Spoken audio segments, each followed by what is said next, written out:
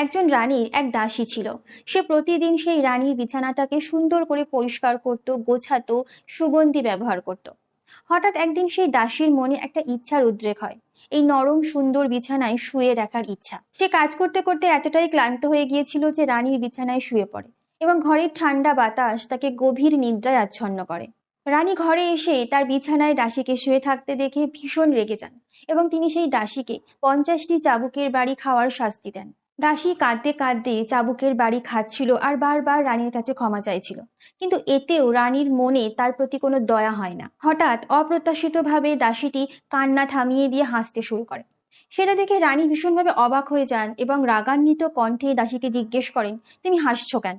দাসী হাসতে হাসতে বলেন, আমি তো মাত্র কিছুক্ষণে বিছানায় শুয়েছি বলে 50টি চাবুকের বাড়ি খেয়েছি, আর আপনি তো কত বছর ধরে বিছানায় শুয়ে আসছেন, তাহলে ভগবান আপনাকে হাজার হাজার চাবুকের বাড়ি মারবেন।